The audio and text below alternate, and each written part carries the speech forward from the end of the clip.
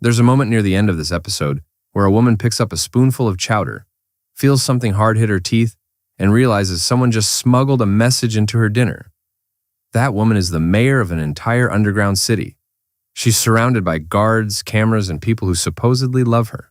And somebody still found a way to reach her without anyone else noticing.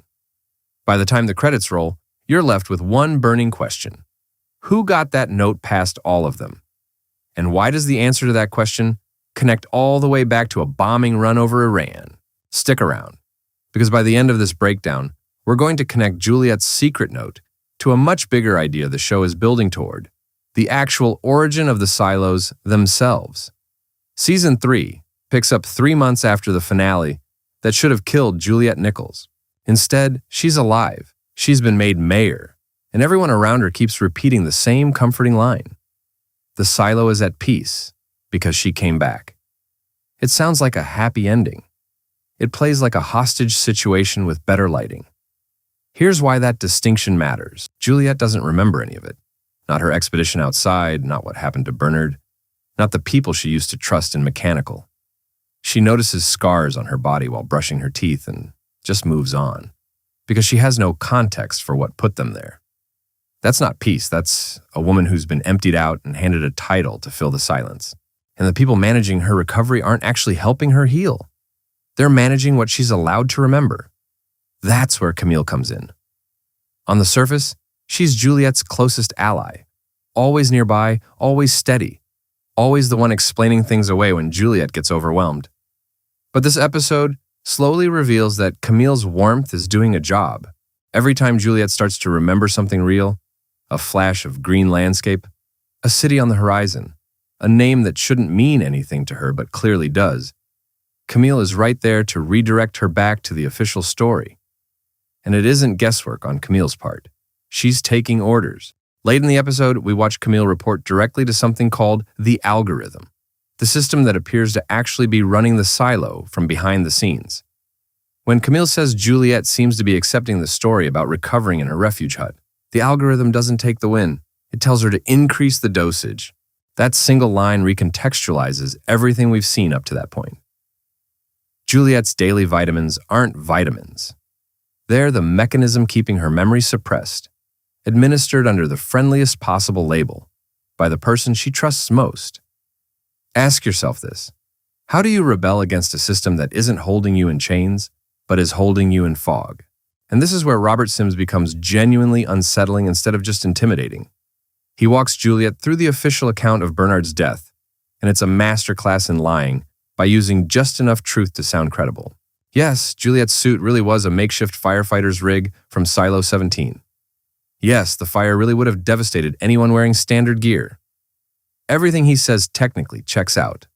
What he leaves out is the part that actually matters. That Bernard survived the fire, badly burned but alive, and that Robert personally strangled him afterward. Camille already knows this. She's fine with it. In her eyes, Bernard earned it. That single reveal tells you exactly what kind of power now runs Silo 18. It's not overtly tyrannical. It doesn't look like Bernard's old regime.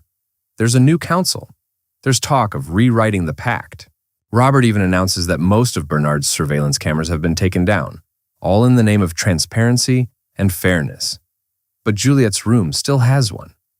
The justification is public safety and security, a phrase vague enough to justify watching anyone the new regime finds inconvenient. The uniform has changed. The instinct to control the narrative hasn't. Meanwhile, the silo itself is quietly fracturing. A masked group calling themselves the Outsiders, believed to be following the missing Kennedy, raid the IT department and hang a banner reading, "The display is a lie." For Juliette, that phrase lands somewhere she can't consciously access yet, triggering a flicker of memory, the green world she once saw through a helmet, a city sitting on the horizon that isn't supposed to exist. It's worth sitting with how layered this deception actually is. There's the silo's public display. There's the separate display built into a cleaning helmet. There's whatever is actually outside. And there's whoever built that outside to look the way it does. Every layer serves a different lie, aimed at controlling different people for different reasons. Which brings us to the note. At the very end of the episode, hidden inside Juliette's chowder, She finds a capsule with a handwritten message: "Leave the bowl upside down. Go to the marketplace and burn this after reading it." No signature, no explanation, just an instruction built entirely around secrecy. So who sent it? The strongest read is Martha Walker. This isn't a random guess. It mirrors exactly how Martha reached Juliette once before, slipping her a message under everyone's nose while Juliette was locked away and being watched. That's not a coincidence the show wants you to miss. It's a signature. The people from the Down Deep have already demonstrated they can move information without triggering the surveillance state watching Juliette's every move. And this note uses the same quiet, intimate method rather than the loud public defiance of the outsider's banners. Whoever wrote it knows Juliette needs to escape her handlers specifically, not make a public statement. And think about what truth likely means here. It probably isn't a request for Juliette to relearn every event of the last 2 seasons in one sitting. That's not something a scrap of paper in a soup bowl can accomplish. The more immediate truth is simpler and more dangerous to the people controlling her. Those vitamins she's been swallowing every single day are the reason she can't remember anything. If Juliette figures out that piece alone and finds a way to stop taking them, her own mind starts doing the rest of the work without anyone else's help. That's why the note doesn't try to tell her everything. It just needs to get her moving.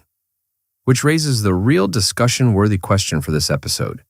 If Juliette does eventually walk away from the pills on her own, is that enough to undo what's been done to her? Or has Camille already stretched the deception too far to unravel with memory alone? Now here's where the flashback storyline stops feeling like a separate show and starts feeling like the answer key. Congressman Daniel Keene and his sister Charlotte, a Navy aviator, are operating years before any silo exists. Charlotte is pulling Daniel towards Senator Thurman's Iran committee, tangled up in a looming military strike, and a journalist quietly building a story about an alleged dirty bomb. And Daniel, we learn almost in passing, is the architect of a radical new drilling technology, one capable of tunneling deep underground without disturbing the surface above it. Say that out loud and it stops sounding like a footnote. That's the literal engineering principle a project like the silos would require. Then Charlotte's bombing run goes wrong in a way that shouldn't be possible. At 50,000 feet, her squadron flies into a storm cloud that has no business existing at that altitude. And something inside it doesn't just knock her aircraft out of the sky. It gets inside the plane itself. Some kind of charged, invasive substance that tears the jet apart before anyone can explain what just happened. Charlotte survives. Her memory doesn't. She wakes up in a facility built specifically for traumatic brain injuries and looks at her own brother like a stranger. Now hold that image next to Juliette, sitting in her room 3 months after her own catastrophic experience, unable to recognize the people who love her. The show is deliberately building a rhyme between these two women, decades apart, both stripped of memory in the immediate aftermath of something engineered. One by a mysterious airborne phenomenon, one by a very deliberate daily dose. If Daniel's drilling technology and Charlotte's storm cloud both trace back to the same shadowy origin point, that starts to look less like coincidence and more like proof that whatever built the silos also perfected the tools needed to control the people trapped inside them, memory manipulation included. So who really built the silos? The episode doesn't hand us a name yet, and anyone claiming certainty this early is guessing. But the groundwork being laid points towards something bigger than any single government agency or foreign conflict. Daniel supplies the technology. Charlotte's storm supplies the mystery substance. And somewhere in between those two threads sits an organization powerful enough to erase a decorated aviator's memory and walk away clean. The same kind of institutional reach we're watching operate on Juliette generations later. Here's the thought worth sitting with after this episode ends. Every rebellion in this story starts the same way. Someone tries to remember something they were never supposed to know.